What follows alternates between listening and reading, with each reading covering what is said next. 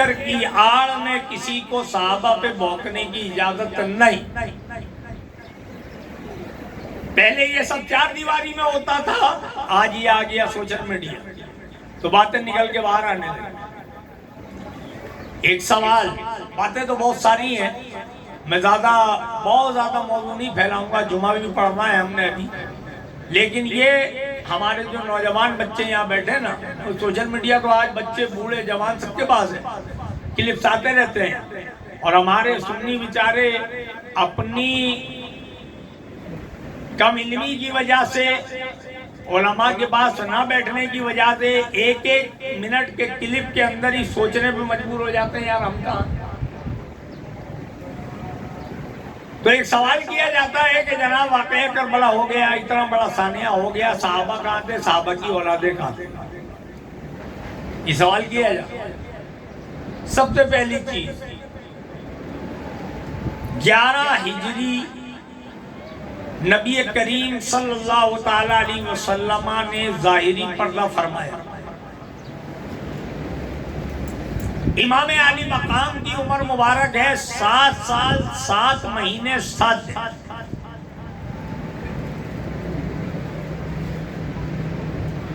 صحابہ کرام کی تعداد ہے لاکھ سے اوپر۔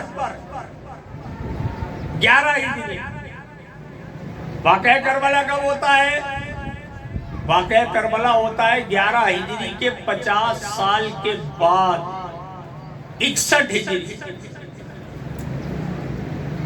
50 سال کا یہ جو عرصہ ہے، یہ امام علی مقام کہاں رہے، کن کے ساتھ رہے، اور واقعہ کربلا میں صحابہ کرام کہاں تھے، یہ بات آج آپ سمجھ لیں تو میرا آنے کا مقصد یہاں پورا ہو جائے گا۔ 7 سال 7 ماہ 7 دن کی آپ کی عمر ہے۔ نانا جان کا ظاہری مثال ہو جاتا ہے۔ حضرت سیدنا ابو بکر صدیق رضی اللہ تعالیٰ عنہ خلیفۃ الرسول، نائب رسول بن کر منبر پر سرفراز ہو جاتے ہیں، اور حضرت مولا علی سمیت حسنین کریمین بھی ابو بکر صدیق کی بیعت کرتے ہیں۔ جی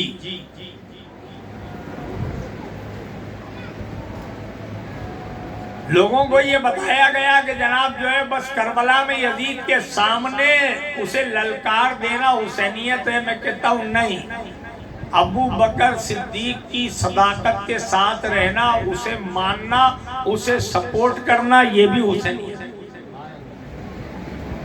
2.25 سال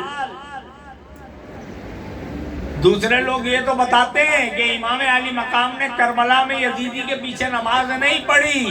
میں کہتا ہوں بالکل صحیح ہے، امام علی مقام نے کسی یزیدی کے پیچھے نماز نہیں پڑھی، لیکن یہ تو بتاؤ 50 سال کیا امام نے نماز ہی نہیں پڑھی؟ 50 سال میں 2.25 سال صدیق اکبر کے پیچھے اسی مسجد میں نماز پڑھی، اور امام علی مقام کیوں نہ پڑھتے صدیق اکبر کے پیچھے نماز؟ صدیق اکبر کا تو وہ مرتبہ ہے کہ نانا نے صدیق اکبر کے پیچھے نماز پڑھی، نانا نے بھی پڑھی۔ بتا دوں وقت ہے، بخاری شریف، سرکار دو عالم صلی اللہ تعالی علیہ وسلم 2 قبیلوں میں صلح کرانے کے لیے تشریف لے گئے۔ نماز کا وقت ہو گیا، اذان دے دی گئی، حضور تشریف نہیں لائے۔ جماعت کا وقت ہو گیا، جماعت صحابہ مسجد نبوی میں موجود۔ ایسا واقعہ اس سے پہلے کبھی ہوا ہی نہیں کہ نماز کا وقت ہو گیا ہو اور سرکار موجود نہ ہو۔ اس سے پہلے کبھی ایسا نہیں ہوا، یہ آج پہلی دفعہ ہے۔ سرکار موجود نہیں، نماز کا وقت ہو گیا، جماعت صحابہ نے فیصلہ کیا کہ حضور تشریف نہیں لائے، نماز تو وقت پر ادا کرنی ہے، تو اب نماز کے لیے کیا کیا جائے؟ نماز کے لیے ابو بکر صدیق کو آگے کر دیا جائے۔ اس جماعت صحابہ میں مولا علی بھی، حسنین کریمین بھی ہیں، گرچہ چھوٹے ہیں عمر میں لیکن ہے تو نا۔ آگے ابو بکر کو کر دیا جائے، سیدنا ابو بکر صدیق رضی اللہ تعالیٰ عنہ مصلی امامت پہ اللہ اکبر کہہ کے نماز شروع کر دی گئی۔ دوران نماز حضور تشریف لے، دوران نماز۔ اب اس بات کو یہیں روکتے ہیں۔ آئیے میں آپ سے سوال کرتا ہوں، اگر کسی مسجد میں نماز ہو رہی،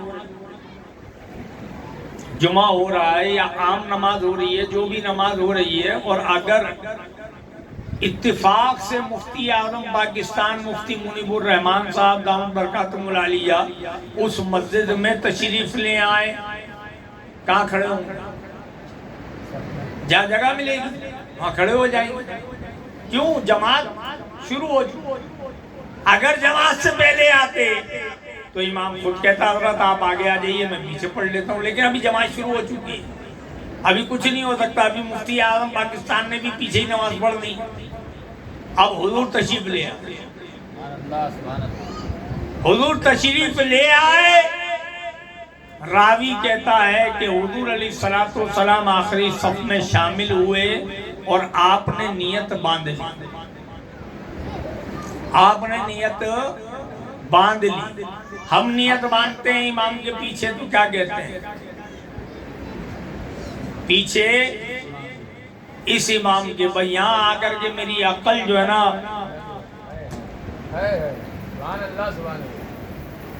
میرے آقا کریم صلی اللہ علیہ وسلم نے کیا کہا ہوگا، کیا کہا ہوگا، اور یہ مرتبہ پوری امت میں صرف صدیق اکبر کے پاس، سبحان اللہ، کسی اور کے پاس نہیں ہے۔ لیجئے جناب، اب حضور تشریف لے آئے، نیت باندھ لی، صحابہ نے حضور کو دیکھ لی، سبحان اللہ، سبحان اللہ، نماز میں صحابہ نے حضور کو دیکھ لی، نماز میں صحابہ نے حضور کو دیکھ لیا، صحابہ نے ہاتھ پہ ہاتھ مارنے شروع کر دیے، بخاری میں موجود، ایسے ہاتھ پہ ہاتھ مار رہے ہیں۔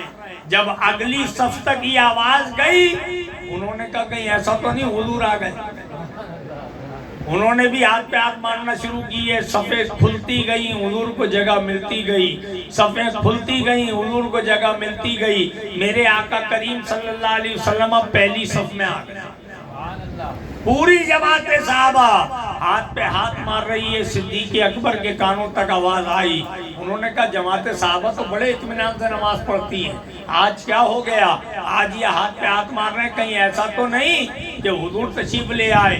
صدیق اکبر نے پیچھے مڑ کے دیکھا، حضور کا دیدار ہوا، صدیق اکبر نے مصلی چھوڑنا شروع کیا، سرکار علیہ السلام نے حالت نماز میں اشارہ فرمایا ابو بکر نماز جاری رکھو، لیکن صدیق اکبر پیچھے آ گئے، مصطفیٰ کریم آگے چلے گئے، یہ سب دوران نماز ہو رہا ہے۔ جو نماز شروع صدیق اکبر نے کی تھی وہ بغیر سجدہ سیف کے میرے آقا نے مکمل فرما دی۔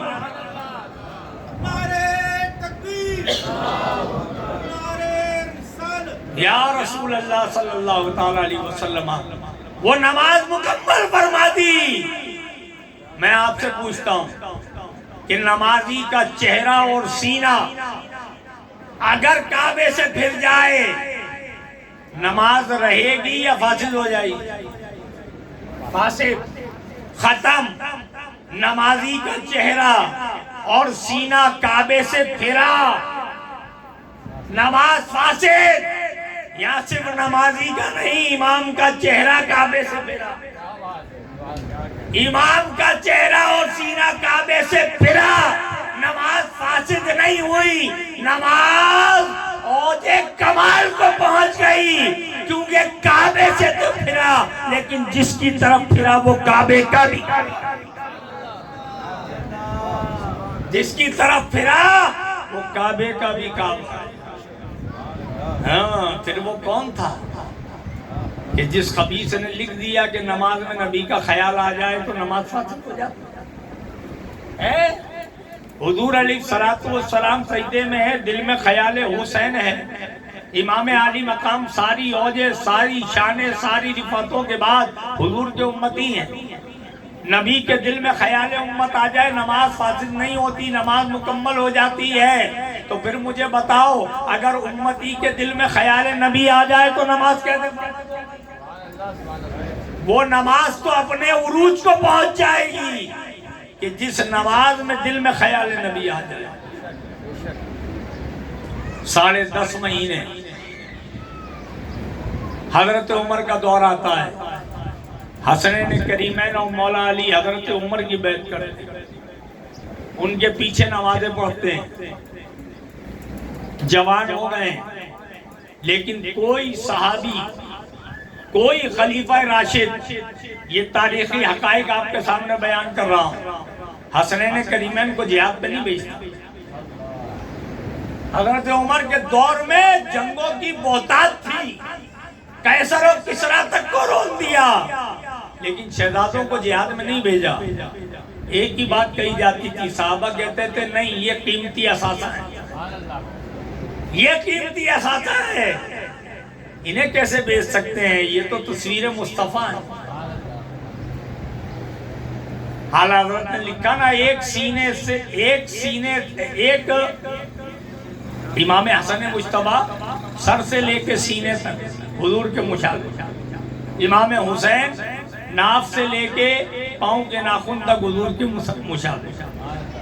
اعلیٰ فرماتے ہیں ایک سینے تک مشابہ، ایک وہاں سے پاؤں تک حسن صبتیں ان کے جاموں میں ہے میمہ نور کا، صاف شکل پاک ہے دونوں کے ملنے سے آیا۔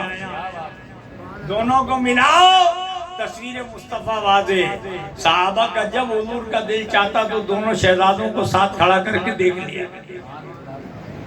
صاف شکل پاک ہے دونوں کے ملنے سے آیا۔ خط تو ام میں ہے لکھا یہ دو ورقہ نور کا،